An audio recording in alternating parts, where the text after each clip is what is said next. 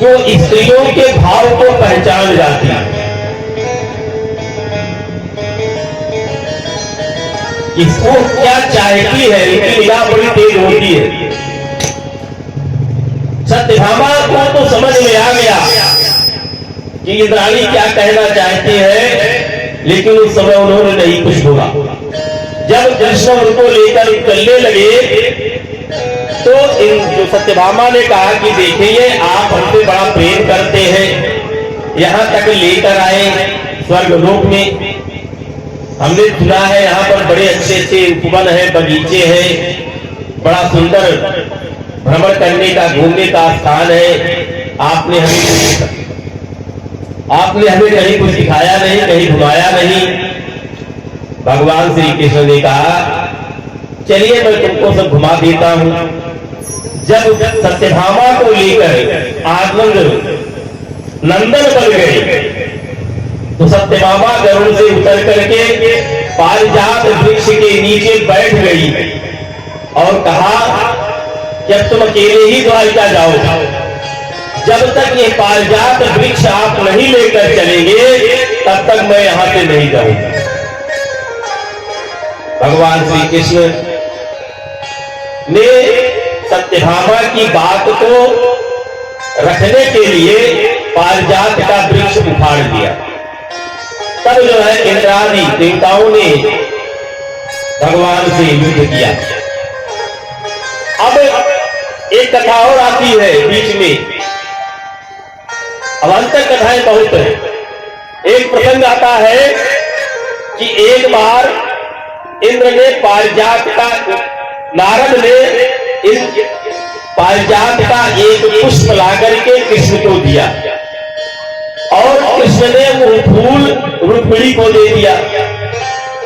अब नारद तो देखना चाहते हैं कि किससे कौन कितना प्रेम करता है। पहुंच गए सत्यभामा के यहाँ, कहा देखो भगवान जो है कृष्ण ये तो केवल रुक्मिणी को प्यार करते हैं, उनसे प्रेम करते हैं, तुमसे प्रेम नहीं करते। सत्यभामा ने कहा नहीं नहीं रिवर्स, ऐसी बात नहीं है, वो सबके साथ समान प्रेम करते हैं, समान व्यवहार करते हैं, हमें कोई जो है कष्ट नहीं है। नारद ने कहा देखो मैं पारिजात का एक पुष्प लेके आया था और वो पारिजात का पुष्प मैंने कृष्ण को दिया, कृष्ण ने उसे रुक्मिणी को दे दिया, तुमको नहीं दिया। तो इससे सिद्ध होता है कि वो देव पुष्प है, साधारण पुष्प नहीं है। उस देव पुष्प को रुक्मिणी को देकर के भगवान ने सिद्ध कर दिया कि वह रुक्मिणी से ज्यादा प्रेम करते हैं। तब जो है सत्यभामा नाराज हो गई। कृष्ण उनके पास आए, उनको मनाते हुए कहा देखो तुम एक फूल के लिए क्यों नाराज हो रही हो, मैं तुम्हारे लिए पूरा वृक्ष ले आऊंगा। तो कृष्ण ने उस वृक्ष को ला करके सत्यभामा के आंगन में गाड़ दिया। बोले भक्तवत्सल भगवान की। ये भौमासुर कौन है? भौम माने होता है शरीर। हमारा जो शरीर है यही भौमासुर है। जो 16,000 कन्याएं थी वो 16,000 वेद की ऋचाएं हैं। वेद के 3 कांड हैं। एक है उपासना कांड, ज्ञान कांड और कर्म कांड। 1,00,000 मंत्र है जिनमें से 84,000 मंत्र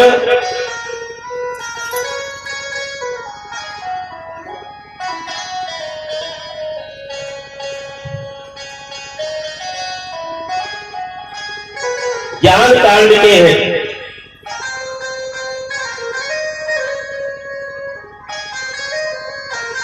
80,000 मंत्र ज्ञान कांड में है जो ब्रह्मचारियों के लिए है, ज्ञानार्जन करने वालों के लिए है। 16,000 मंत्र कर्म कांड के हैं जो साधारण गृहस्थों के लिए है कि जो षोडशोपचार पूजन किया जाता है भगवान का, इसमें 16,000 मंत्र हैं। अलग अलग देवताओं के अलग अलग मंत्र हैं और 4,000 मंत्र जो उपासना कांड के हैं वो सन्यासियों के लिए है कि उन्हीं मंत्रों का जप करते हुए, उन्हीं मंत्रों का चिंतन करते हुए सन्यासी भगवान का स्मरण करे और मोक्ष को प्राप्त करे। तो 16,000 जो मंत्र है वो 16,000 वेद की ऋचाएं हैं। वेद की ऋचाओं ने भगवान का गुणगान किया, वह गुणगान करते करते थक गई, लेकिन भगवान को प्राप्त नहीं कर सकी। तो वही ऋचाएं 16,000 कन्याओं के रूप में आई। भौम का तो शरीर होता है, अर्थात कामी पुरुष ने, कामी मनुष्य ने इन मंत्रों का दुरुपयोग किया। इन 16,000 मंत्रों में भगवान देव पूजा के मंत्र है, मारण के मंत्र है, वशीकरण के मंत्र है, स्तंभन के मंत्र है। इन मंत्रों का कामी पुरुष दुरुपयोग करते हैं। भगवान ने उन 16,000 मंत्रों को मुक्त करके उन्हें अपने लिए जो है स्वीकार किया। तो 16,000 कन्याओं के साथ भगवान ने विवाह किया। बोलिए भक्तवत्सल भगवान की।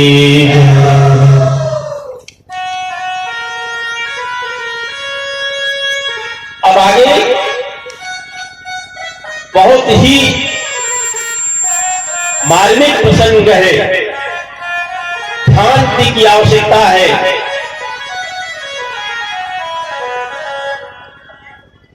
एक दिन भगवान श्री कृष्ण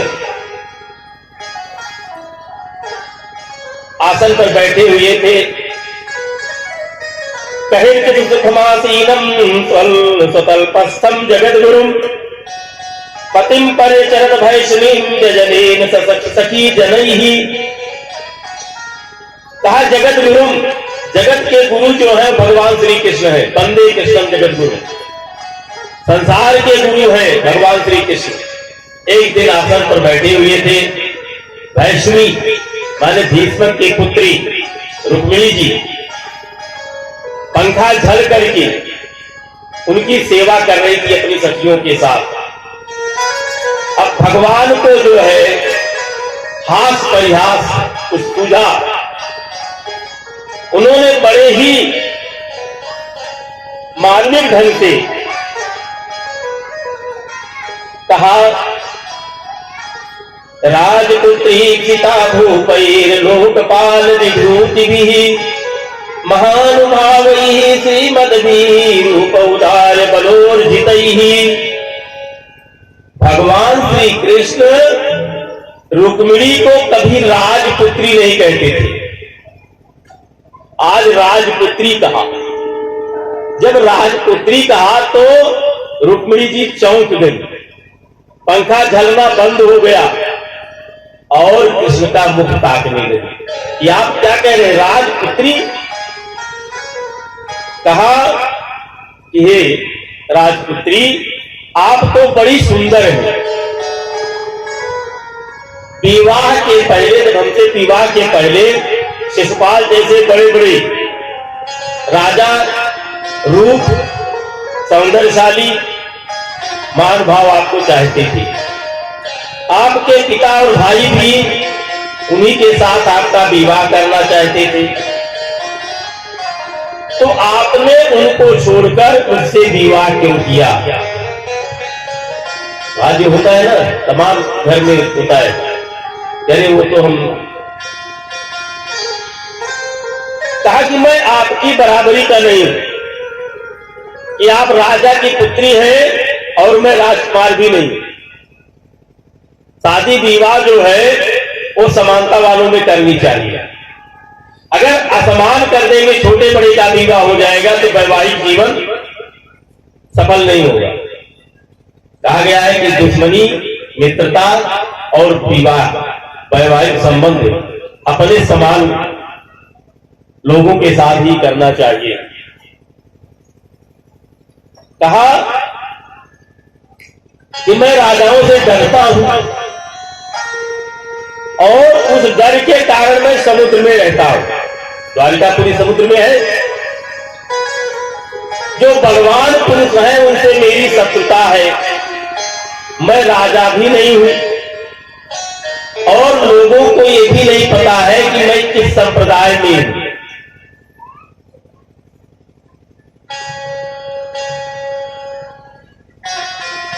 कि मैं अस्पष्ट वर्तमना पुंसाम लोकथाम स्वाम, मैंने मुझे स्वयं नहीं पता है कि मैं किस संप्रदाय का हूं, कि मैं तिलक, खड़ी तिलक लगाऊं ऊर्ध्वपुंड या त्रिपुंड। जो खड़ी तिलक है वो ऊर्ध्वपुंड है और जो ऐसे मस्तक पर लगाई जाती है वो त्रिपुंड है। मैं क्या लगाऊं, मुझे इसका ज्ञान नहीं है। मैं लोगों के साथ चल नहीं पाता हूं, उनके साथ रह नहीं पाता। मैं तो सदा गरीबों के साथ ही रहता हूं, गरीब ही हमारे मित्र हैं। धनी लोग प्रायः मुझसे प्रेम नहीं करते, अगर प्रेम करते हैं तो केवल अपने धन की रक्षा के लिए प्रेम करते हैं। मैं उदासीन हूं, मुझे न वैभव चाहिए न धन चाहिए। इसलिए विवाह जो है बराबरी वालों में करना चाहिए, छोटे बड़े में नहीं करना चाहिए। यदि आपकी इच्छा हो, आपकी रुचि हो तो आप किसी दूसरे के साथ विवाह कर सकती हैं। अब जब ऐसी बात सुना रुक्मिणी ने तो बेचारी थर थर कांपने लगी, गिर पड़ी, उनके बाल बिखर गए, मूर्छित हो गई। कृष्ण ने देखा, विचार किया, देखो ये रुक्मिणी तो बड़ी भोली है, ये हास परिहास भी नहीं समझ पाती, हंसी मजाक भी नहीं समझ पाती। स्वयं जो है रुक्मिणी जी को उठाया, पानी का छींटा मारा, उनको सांत्वना दी, उनके बाल सीधे किए और उनको हृदय से लगा करके कहा, देखो तुम मेरी बातों में दोष मत देखो, इसका गलत अर्थ मत लगाओ। मैं तो तुम्हारे प्रेम को जानने के लिए तुमसे परिहास कर रहा था, विनोद कर रहा था। मामा वैधर्भ सूये था, जाने त्वाम मत परायाम तद बचा स्रोत कामीन स्वेलया आचरितम मंगली। छेली माने हंसी मजाक, संस्कृत में हंसी मजाक को छेली कहते हैं। तो मैं तुमसे हंसी मजाक कर रहा था। मैं ये देखना चाहता था कि जब तुम क्रोधित होती हो तो तुम्हारे ओठ फड़कने लगते हैं, तब तुम्हारी सुंदरता कितनी बढ़ जाती है।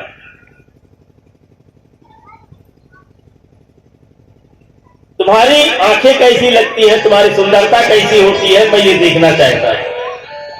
तब जो है रुक्मिणी जी को कुछ संतुष्टि हुई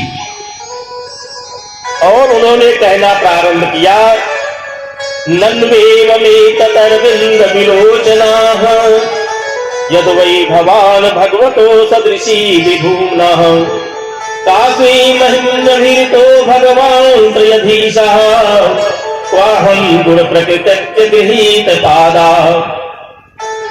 कहा कि देखो, आप जो कहते हैं कि मैं आपकी बराबरी नहीं कर सकता तो सही है। स्वयं महिमृतो भगवंस धीशः क्वाहम प्रकृति ही क्वाहम गुणा है प्रकृति गृहीत पादा।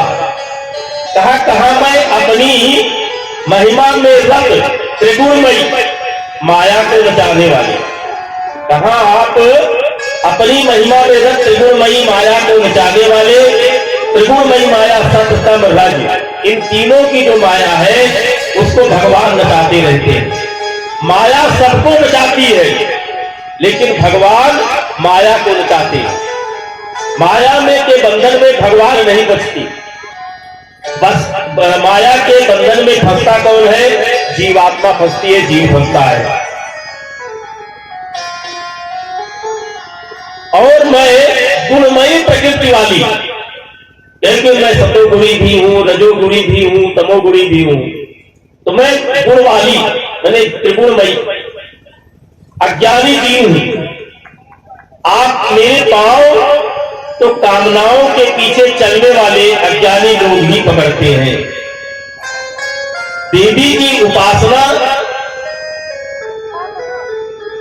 से लौकिक सुख की प्राप्ति हो सकती है लेकिन दैवीय सुख की प्राप्ति नहीं हो सकती। दैवीय सुख की प्राप्ति के लिए तो भगवान नारायण के चरण कमल का आश्रय ही लेना पड़ेगा।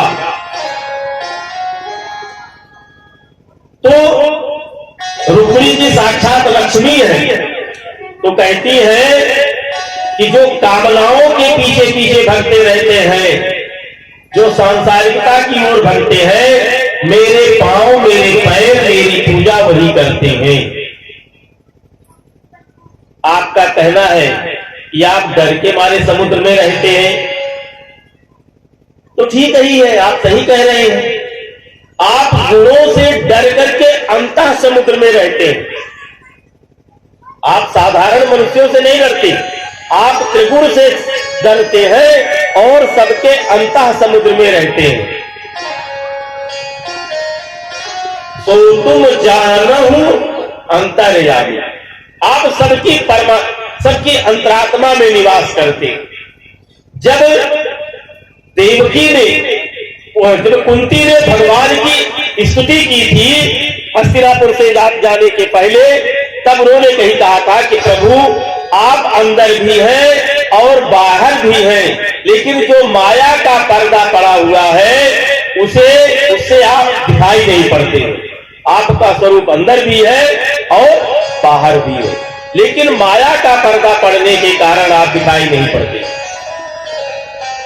संत जन भी कहते हैं ना कि घूंघट के पट खोल तो ही पीऊ मिलेंगी।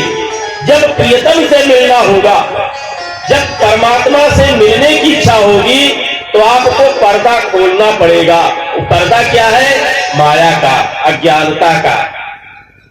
आपको घर के अंदर क्या हो रहा है वो देखने के लिए जो दरवाजे पर पर्दा लगा हुआ है उसको हटा करके ही अंदर प्रवेश करना पड़ेगा।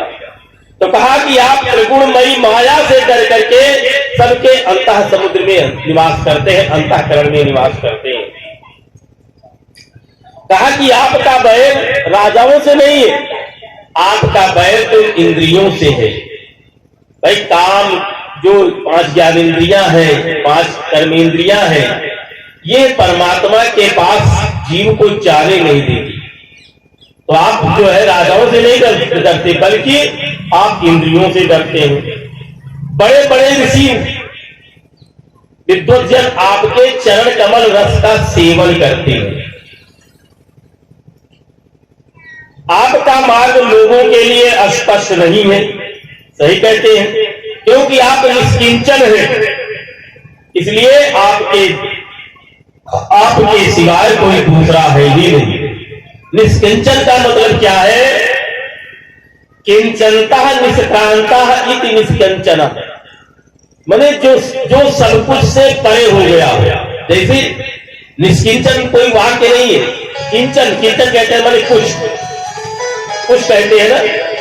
अगर कोई कुछ पोटली में बांधा हो या झोले में कुछ रखा हो, तो अचानक से कोई ना कोई ये स्वभाव है, पूछ लेते भैया तुम्हारी पोटली में क्या है या तुम्हारे झोले में क्या है। तो जो उसके पास वो पोटली व झोला है वो कहता है इसमें कुछ नहीं है, किंचना माने कुछ भी नहीं है। तो आप निष्किंचन हो, कुछ भी नहीं है, माने जहां कुछ भी नहीं है वही आप हो, वही परमात्मा है। बड़े ब्रह्मा इत्यादि आपकी सेवा करते हैं। आप पुरुषार्थमय हैं, धर्म अर्थ काम मोक्ष पुरुषार्थ को देने वाले हैं। महात्मा गण आपके बाल स्वभाव का वर्णन करते हैं। आप अपने सेवकों के बीच सबको हराकर मेरा हरण किया, आपने सबके बीच से मेरा हरण किया, तो अपना सारा सुख ऐश्वर्य आप कहते हैं कि जो आपका भजन करते हैं वे कुछ नहीं पाते। तो आप हमको ये बताइए कि आपको प्राप्त करने के लिए पृथु, भरत, गय इत्यादि बड़े बड़े राजा, श्री दधीच इत्यादि बड़े बड़े राजा सुख ऐश्वर्य छोड़ करके आपके पीछे दौड़ पड़े। राजाओं के पास किसी प्रकार की कोई कमी नहीं थी, लेकिन उन्होंने आपको प्राप्त करने के लिए सारे सुख वैभव का त्याग कर दिया। देखिए, परमात्मा जिसके ऊपर प्रसन्न होते हैं उसका सर्वस्व छीन लेते हैं, उसको बिल्कुल गरीब बना देते हैं। देहाती भाषा में समझिए, देखिए भगवान जिसको मिले गरीब को ही मिले, किसी राजा महाराजा को नहीं मिले। चाहे आप सुदामा को देख लीजिए, आप सबरी को देख लीजिए, भगवान गरीबों के यहां ही गए। तो आगे जो है कहते हैं कि रुक्मिणी जी कहती है, पुरुषों के शरीर की निंदा करते हुए, देखिए कहीं स्त्रियों की निंदा आ गई है तो सब लोग कहते हैं कि इंद्रियों की बड़ी निंदा की गई है, स्त्रियां बड़ी अशुद्ध होती हैं, बड़ी अपवित्र होती हैं। निंदा किसी की नहीं करनी चाहिए, चाहे स्त्री हो, चाहे पुरुष हो, चाहे कोई भी हो, उसकी निंदा नहीं करनी चाहिए। लेकिन यहां पर रुक्मिणी जी पुरुषों के शरीर की निंदा करती हैं। कैसे करती है? कहा, जो जिस स्त्री ने आपके चरणारविंद मकरंद रस को कभी सूंघा नहीं है, वह किसी चलते फिरते मुर्दे को ही अपना पति बना सकती है। जिसने आपके चरण कमल का सेवन नहीं किया है, आपके चरण कमल मकरंद का पान नहीं किया है, वो तो ऐसे ही किसी चलते फिरते मुर्दे को अपना पति बना सकती है। मुर्दा कौन है भाई? आगे कहते हैं, त्वकस्वस्त्र रोम नख केश पिन्नद्ध मंतम मांसादि मांस अस्थिर रक्त कृमि विटक कपित कप पित्त बातम। ये शरीर कैसा है? ताकि इस शरीर में त्वचा है। मुर्दे में क्या है? कहा मुर्दा जो है उसमें क्या है? कहा त्वचा है, दाढ़ी है, मूंछ है, नख है, बाल है, इन सब से वो बंधा हुआ है। इसके भीतर क्या है? कहा मांस है, हड्डी है, पीप है, रक्त है, कीड़े हैं, और ये विष्ठा पुरुष का शरीर है। देखिए, जिसने भी भगवान के चरणों का ध्यान नहीं किया, चाहे स्त्री हो चाहे पुरुष हो, जो भी भगवान के चरण कमलों का ध्यान नहीं करता, भगवान का चिंतन नहीं करता, भगवान का स्मरण नहीं करता, वो सब मुर्दे के समान है। इसलिए हमेशा भगवान के चरण कमलों का ध्यान करना चाहिए। बोलिए भक्त वत्सल भगवान की।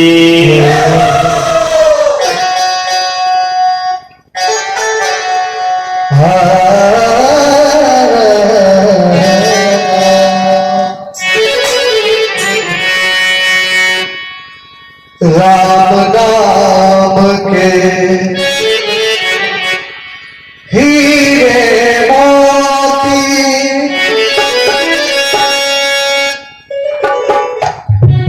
राम नाम के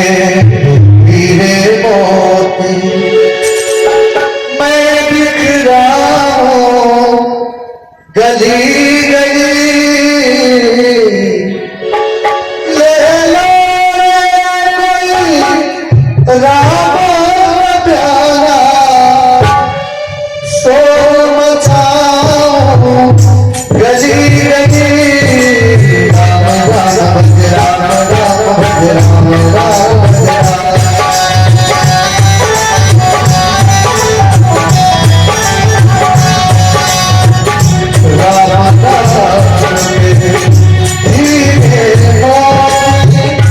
मैं बिखराऊं गली गली राम के धीरे मौत मैं बिखराऊं गली गली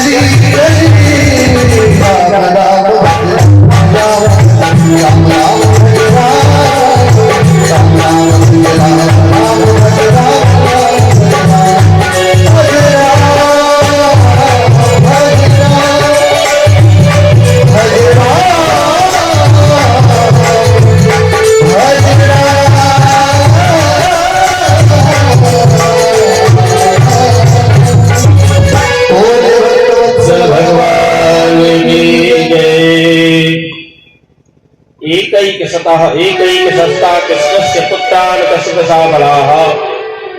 कहते हैं कि एक एक रानी के 10-10 पुत्र थे।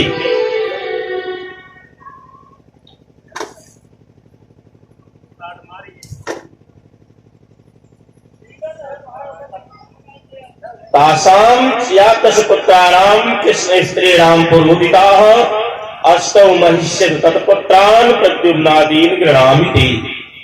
कहते हैं कि चारु देश सुदेश भारु देश चारु देश वीरवान सुचारु चारु गुप्त भद्र चारु चारु चंद्र विचारु चारु इस प्रकार से 10 पुत्र रुक्मिणी के थे। फिर सत्यभामा के भानु सुभानु स्वरभानु प्रभानु भानु चंद्रभानु बृहद भानु रतिर्भानु श्री भानु प्रतिभानु सत्यभामा के 10 पुत्र थे। इसी तरह से सांब सुमित्र पुरुचित चित्त सहस्रजीत विजय चित्त केतु पसमान द्रविड़ क्रतु जामवंती के पुत्र थे। वीर चंद्र सुसेन चित्रगुरु वेगवान वृक्ष शंकर श्रीमान कुंती नागनिजित श्रुत नागनिजिति के थे। इस प्रकार से सबके 10-10 पुत्र थे। उन 10 पुत्रों में रुक्मिणी के पुत्र प्रद्युम्न का विवाह रुक्मी ने अपनी पुत्री के साथ किया। जब भगवान श्री कृष्ण ने रुक्मिणी का हरण कर लिया था तो रुक्मी श्री कृष्ण से नाराज होकर शिशुपाल का साथ देने के लिए उनका जब पीछा किया और जब वहां अपमानित हो गया तो वो लौट करके कुंडिनपुर नहीं आया और कहा मैं यही दूसरा राज बसा कर रहूंगा। तो वो भूषकट नाम का एक राज बसाया और नहीं रह रहा। उस बैर को समाप्त करने के लिए प्रद्युम्न का विवाह रुक्मी ने किया। इसमें भी कहानी है कि स्वयंवर से प्रद्युम्न ने रुक्मी की पुत्री का हरण कर लिया तो रुक्मी बहुत नाराज हुआ, लेकिन कृष्ण बलराम इत्यादि ने समझा बुझा करके उसे छोड़ दिया।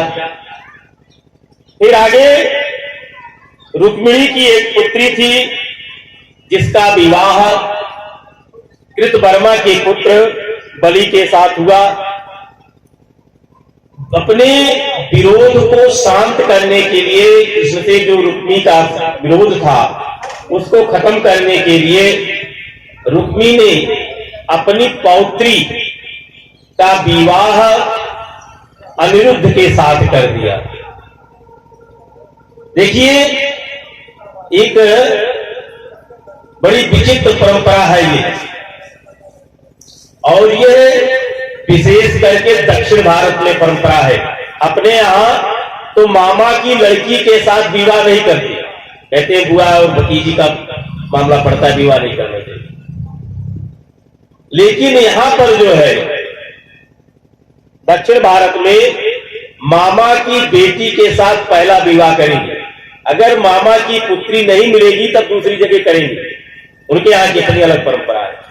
तो उसी परंपरा में रुक्मी ने अपनी पुत्री का विवाह अपने भांजे के साथ किया। इसके साथ प्रद्युम्न के साथ। और अपनी पौत्री का विवाह मैंने अपनी पुत्र की पुत्री का विवाह प्रद्युम्न के पुत्र अनिरुद्ध के साथ किया। इस प्रकार से जब अनिरुद्ध का विवाह हुआ तो बलराम इत्यादि सब लोग वहां पर थे। कलिंग देश के राजा आए हुए थे, सब बैठ करके जुआ खेल रहे थे और जुए में बलराम जी हार गए तो बड़ा सब उपहास करने लगे। और रुक्मी जो है वो भी उनकी हां में हां मिला करके हंस रहा था। बलराम जी ने समस्त राजाओं का वध करते हुए रुक्मी का भी वध कर दिया। बोलिए भक्तवत्सल भगवान की। बाणस्य तनयाम ऊषाम उपेमे यदुत्तमः तत्र युद्धम भूत घोरम हरिशंकर योर महात। भगवान सुखदेव जी से महाराज परीक्षित पूछते हैं कि हरि और शंकर माने हरिहर भगवान नारायण भगवान कृष्ण और शंकर में युद्ध क्यों हुआ था?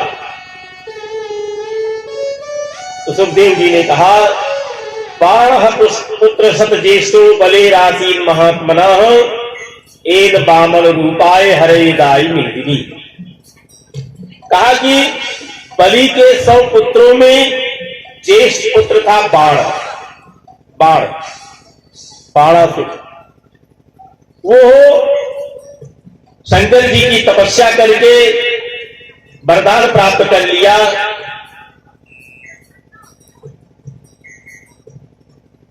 मुझे कोई हरा न पाए, और उसके 1000 हाथ भगवान शिव ने उसको त्रिशूल दिया, और वो त्रिशूल बाणासुर के यहां उसकी पूजा में रहता था। उसकी एक पुत्री का नाम था उषा। तस्योषा नाम दुहिता स्वप्ने प्रद्युम्निना रतिम कन्या लभत कांतेन प्राग दृष्ट सुतेन सा। उषा ने एक दिन उसने अपने स्वप्न में प्रद्युम्न के पुत्र अनिरुद्ध को देख लिया, और अनिरुद्ध को देख करके मोहित हो गई और वो व्याकुल हो गई। तब उसकी एक सखी थी चित्रलेखा ने देखा कि उषा दुखी है, तो उससे पूछा कि सखी तुम्हारे दुख का कारण क्या है? तब उसने बताया कि दृष्टा कश्चित नरः स्वप्ने श्यामः कमल लोचनः पीतवासा धृत बाहुषिताम हृदयंगमः। कहा किसी स्वप्न में किसी श्याम वर्ण वाले मनुष्य नर ने, जो कमल के समान जिसके नेत्र हैं, श्याम वर्ण का है, उसने मेरे हृदय को चुरा लिया है। चित्रलेखा चित्र बनाया करती थी, देवताओं के, मनुष्यों के, सबके काल्पनिक चित्र बना दिया करती थी। चित्रलेखा ने उषा से कहा, देखो मैं चित्र बना रही हूं, तुम उसको पहचानना, वो जहां भी होगा, जिस स्थिति में होगा, मैं तुम्हारे लिए ले आऊंगा।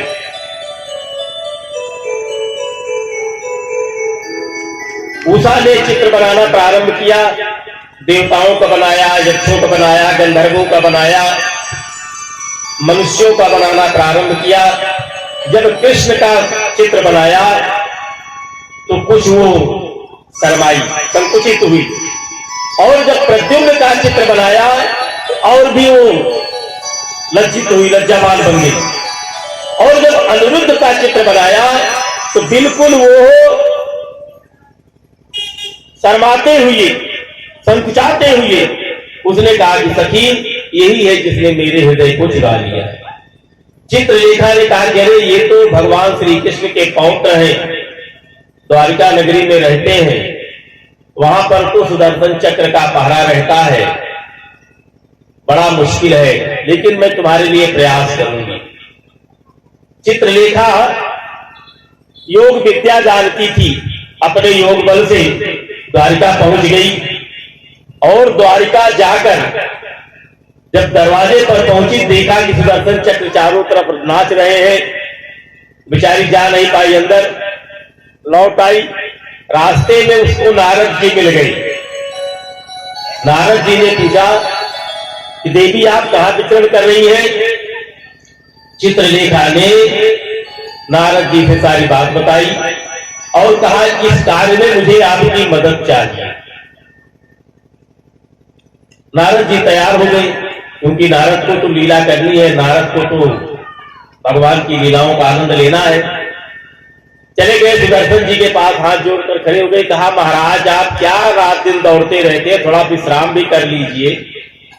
जिस राज्य में बलराम जैसे शक्तिशाली हूं, भगवान श्री कृष्ण जैसे शक्तिशाली हूं, आपका पहरा हो गरुड़ जी जैसे हूं, वहां कौन प्रवेश करता है? आप 2-4 मिनट विश्राम कर लीजिए। उसी बीच में चित्रलेखा अनिरुद्ध के महल में पहुंच गई और उनकी पलंग सहित ला करके उषा के पास कर दिया। और उषा अनिरुद्ध को पाकर बहुत प्रसन्न हुई और काफी दिन व्यतीत हो गई। तब किसी दिन किसी तरह से बाणासुर को पता लगी, तो बाणासुर अपने ही सेना के साथ उषा के महल में पहुंचा और वहां पर देखा कि अनिरुद्ध एक पुरुष महल में है, उन्होंने उसको बंदी बना लिया। अब इधर अनिरुद्ध गायब, नारद जी पहुंच गए, कहा कि प्रभु ये आपके वंश में क्या हुआ? अभी तक तो आप ही जो है कन्याओं का हरण करते थे, आपके वंश की परंपरा थी हरण करके विवाह करना। अब दूसरा कौन आपके पौत्र का ही हरण कर ले गया? भगवान तो सब समझते थे। नारद जी से मुस्कुराते हुए पूछा, अब कुछ पता आप ही बता दीजिए, कहां है? आप तो महर्षि है। रुक्मिणी जी भी पहुंच गई और कहा, महाराज बताइए कि मेरा पौत्र कहां गायब है, कहां है, मिलेगा कि नहीं मिलेगा? ये माताओं का स्वभाव होता है। इंद्र ने बताया, नारद जी ने बताया कि देखो अनिरुद्ध को इस समय बाणासुर ने अपने कैद में कर लिया है। महाराज इन जो है कृष्ण अपनी सेना लेकर के, नारायणी सेना लेकर के बाणासुर पर आक्रमण किया। बाणासुर और कृष्ण का युद्ध हुआ। जब बाणासुर हारने लगा तो भगवान शिव बाणासुर की तरफ से युद्ध करने के लिए आए। दोनों में भयंकर युद्ध हुआ। भगवान शंकर ने भगवान कृष्ण की सेना को तप्त करने के लिए 3 सिर का एक ज्वर छोड़ दिया। 3 सिर और 3 पैर थे, सब ज्वर, ज्वर माने बुखार, एक बुखार छोड़ दिया। भगवान ने देखा कि ये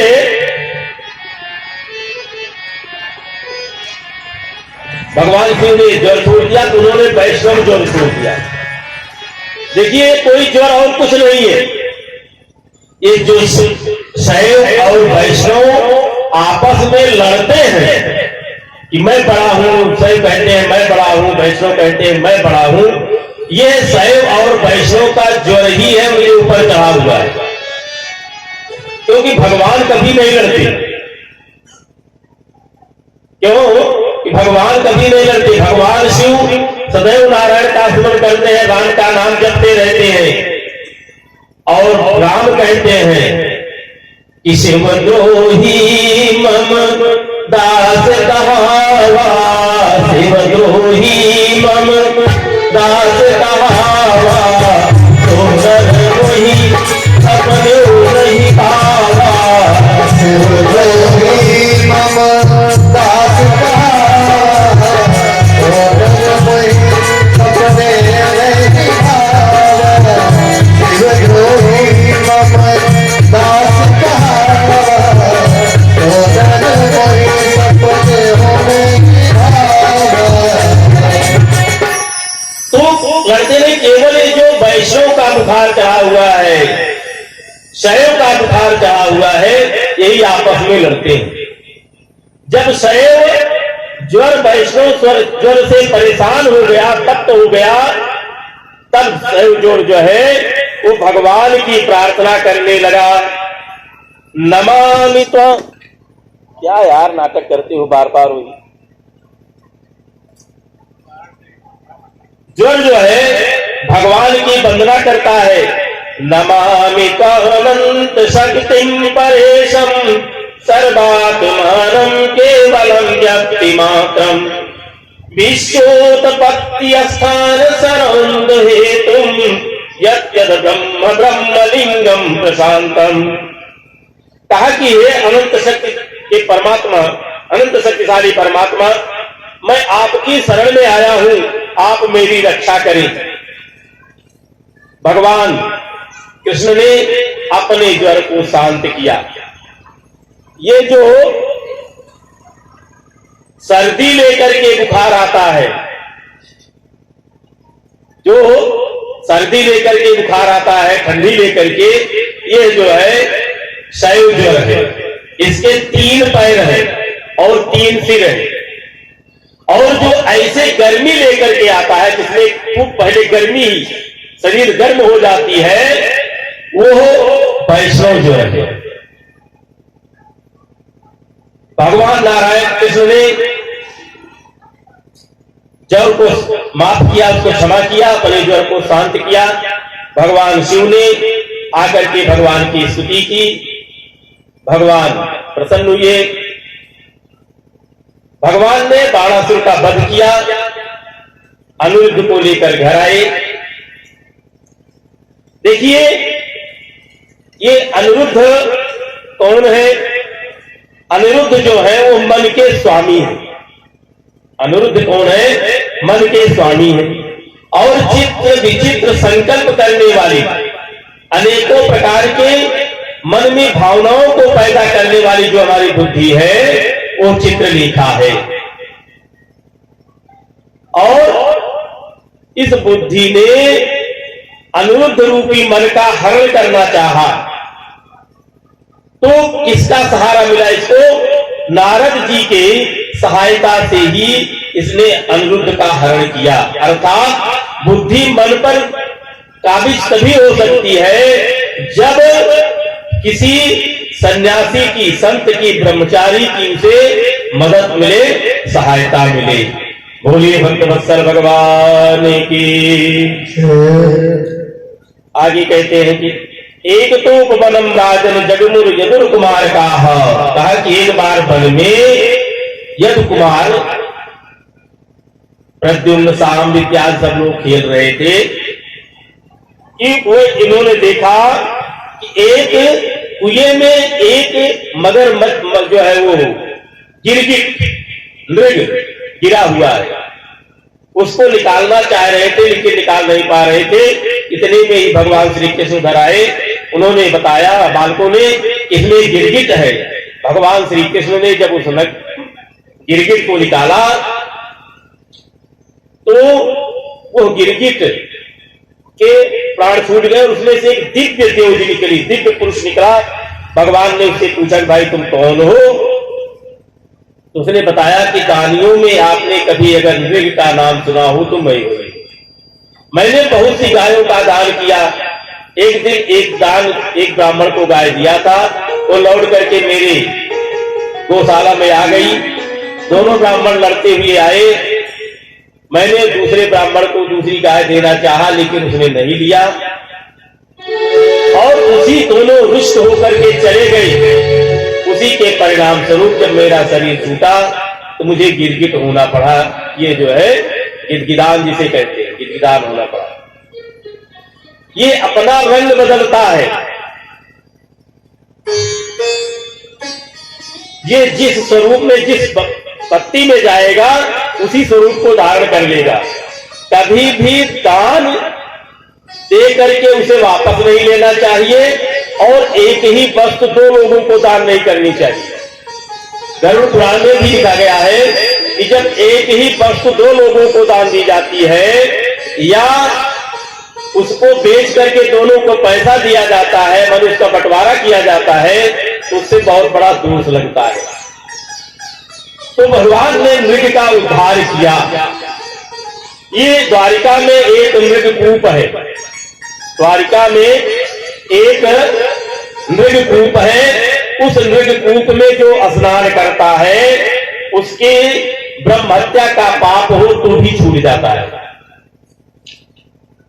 और उस कूप में कार्तिक पूर्णिमा के दिन मृगकूप में स्नान करना चाहिए। बोले भक्तवत्सल भगवान की जय। बलभद्र जी ने सोचा, एक दिन वो ब्रज की यात्रा पे गए, वहां देख करके गोपियां बड़ी प्रसन्न हुई और जब भगवान श्री कृष्ण रासलीला कर रहे थे उसी समय सिद्ध हो गया था कि गोपियों के दो गोल थी, उनके दो झुंड थे, दो समूह थे। एक समूह जो है बलराम जी के साथ रहता था और एक कृष्ण के साथ। तो उन गोपियों ने बलराम जी से कहा कि आप भी रासलीला कीजिए। तब चैत्र पूर्णिमा को बलराम जी ने रासलीला किया। ऐसी माया उत्पन्न की कि वरुण प्रेषिता देवी बारुणी वृक्ष कोटरात पतंतीन तरबनम सर्वम स्वगंधेनाध्यवासयत। वरुण देवता ने अपनी पुत्री बारुणी को वृक्ष की खोखल से, वृक्ष के कोटर से प्रकट कर दिया और वो बहती हुई अपनी सुगंध से चारों तरफ जो है महकती हुई सबको जो है मुग्ध कर दिया। बलराम जी रासलीला करने का विचार किया और उन्होंने यमुना को का आवाहन किया कि तुम भी आकर के मेरी रासलीला में शामिल हो। यमुना महारानी ने सोचा कि देखो, एक तो ये बारुणी का पान करके मद हो रहे हैं, मद में मतवाले हो रहे हैं और दूसरे हमारे जेठ भी लगते हैं, तो ये हमको रासलीला के लिए बुला रहे हैं, मुझे जाना नहीं चाहिए। तब जो है बलराम जी ने अपने हल की नोक से यमुना को खींचना प्रारंभ कर दिया। आज भी बंसी बट से लेकर भंडीर बल तक यमुना टेढ़ी है। बोलिए बलराम महाराज की जय। श्रीमन नारायण नारायण नारायण श्री हरि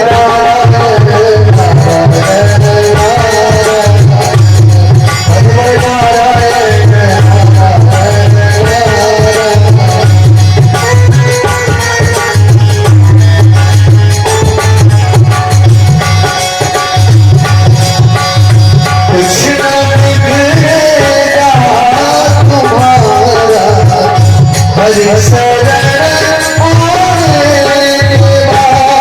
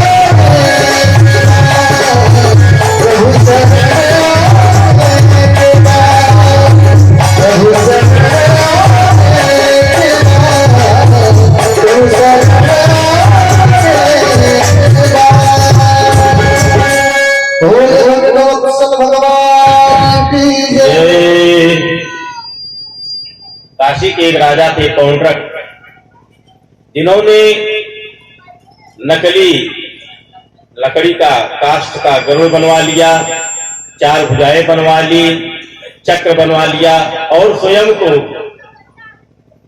वासुदेव कृष्ण घोषित कर दिया। भगवान कृष्ण ने उसका वध किया। भौमासुर का एक मित्र द्विविद नामक वानर था। द्विविद कहते हैं कि जो 2 कोट, उभय कोट माने दोनों तरफ जिसकी बुद्धि चलती हो, कभी इस तरफ कभी उस तरफ, कभी ना हाँ कभी ना, वो द्विविद है। उसने उत्पात बढ़ाया। भगवान बलराम जी ने उसका वध किया। दुर्योधन की पुत्री थी लक्ष्मणा, स्वयंवर से जाम्बवती के पुत्र सांब ने उसका हरण किया। दुर्योधन इत्यादि युद्ध के लिए तैयार हुए। बलराम जी इत्यादि जो है समझाए लेकिन नहीं माने। तो बलराम जी ने अपने हल से हस्तिनापुर को जब खींचना प्रारंभ किया तो सब लोग दौड़ते हुए आए और क्षमा याचना के साथ दुर्योधन की पुत्री लक्ष्मणा का विवाह सांब के साथ कर दिया। इस प्रकार से एक बार नारद जी के मन में विचार हुआ कि साधारण गृहस्थ जो है उनकी लीलाएं, उनकी जो अवस्था होती है, उनकी जो स्थिति होती है, वो तो हम सब लोग सबको देखते हैं। 16,108 विवाह करने के बाद भगवान कृष्ण की गृहस्थी कैसी चल रही है, इसको देखने के लिए नारद जी द्वारिका पधारे। नारद जी सबसे पहले रुक्मिणी के महल में गए। भगवान ने उनका वहां स्वागत किया, उनके पैर धोए, चरणामृत लिया, उनका पूजन किया। वहां से निवृत्त होकर के सत्यभामा के यहां गए तो वहां देखा कि भगवान बच्चों के साथ खेल रहे हैं। जामवंती के पास गए तो वहां देखा कि भगवान प्रातःकालीन संध्या कर रहे हैं। इस प्रकार से कृष्ण की 8 पत्नियों के यहाँ 16,108 पत्नियों के यहाँ कृष्ण जब पहुंचे तो सभी पत्नियों के यहाँ देखा, सभी घरों में कि कृष्ण कोई न कोई लीला कर रहे थे। सत्यभामा के घर में पहुंच गए नारद जी। सत्यभामा से कहा कि देखो, इस समय एक बहुत बढ़िया योग चल रहा है। इस योग में आप जिस वस्तु को सबसे अधिक प्रिय करती है, प्रेम करती हैं, जो सबसे ज्यादा प्रिय आपका हो, उसे दान देने से वो दान अक्षय हो जाता है। तो सत्यभामा ने सोचा कि ऋषि आए हैं, बड़ा बढ़िया योग भी है, अगर समय उपलब्ध मिल जाए, योग अच्छा हो जाए, पात्र मिल जाए तो दान दे देना चाहिए। अवस्था का ध्यान नहीं रखना चाहिए। अगर उचित पात्र मिल जाए तो तुरंत दान दे देना चाहिए। तुरंत नारद जी से कहा कि हाँ हाँ, सबसे प्रिय वस्तु मैं दान दे रही हूं। कहा कि संकल्प लीजिए। उस अक्षत जल दिया। नारद जी ने संकल्प पढ़ा और संकल्प पूरा हुआ तो हाथ में दे दिया। कहा कि अब आप लाइए जो सबसे प्रिय वस्तु आपकी है। तब सत्यभामा को ज्ञान हुआ, ये तो भगवान कृष्ण ही है। नारद जी पहुंच गए कृष्ण के पास, पकड़ लिया हाथ। आप प्रभु चलिए। अब सत्यभामा परेशान हुई, अरे नारद जी, आपने हमारे साथ छल किया, या आप कैसा कह रहे हैं? पता लगी माता देवकी, जामवंती, लक्ष्मणा, सत्या, नागनिधि, भद्रा, सभी रानियां दौड़ती हुई आई। सभी राजकुमारियां दौड़ती हुई कन्याएं जो आई थी, विवाह किया था 16,000, सब दौड़ करके सत्यभामा के घर में पहुंच गई कि अगर कृष्ण को नहीं देना है तो कुछ उपाय बताइए। रुक्मिणी जी भी पहुंच गई। अब सब उपाय बता रहे हैं कि बताइए। तो नारद जी ने कहा कि एक उपाय है। कहा क्या? कहा कि इनके वजन के बराबर आप हमको रत्न दे दीजिए, हीरा मोती सोना चांदी। अब एक पलवे तराजू आई, एक पलवे पर कृष्ण बैठ गए, एक पर समस्त सामग्री रख दी गई, तब भी कृष्ण का पलड़ा जो है वो नीचे धरती से उठा नहीं। अब सब परेशान, पूरी द्वारिका की जितनी संपत्ति थी सब रख दी गई, फिर भी कृष्ण का पलड़ा नीचे ही रहा, धरती से नहीं उठा। रुक्मिणी जी आ गई, देखा, कहा क्या है, माजरा समझा। तो कहा कोई बहुत बड़ी बात नहीं है, इस पलड़े पर आप सब सामान हटा दो, केवल एक तुलसी का पत्ता रख दो। और जैसे ही समस्त सामग्री हटा करके तुलसी का एक पत्ता रखा गया, वैसे ही भगवान श्री कृष्ण का जो पलड़ा है वो उठ गया। बोले भक्तवत्सल भगवान की। भगवान ने बताया कि देखो नारद, सन्यासी को किसी की गृहस्थी को देखने नहीं जाना चाहिए, किसी की गृहस्थी में दखल नहीं करना चाहिए।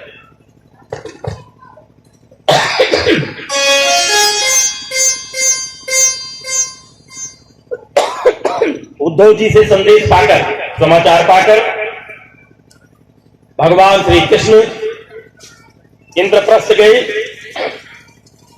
वहां पर विचार हुआ कि महाराज युधिष्ठिर को राजसूय यज्ञ करना चाहिए। राजसूय यज्ञ करने के लिए समस्त दिशाओं के राजाओं को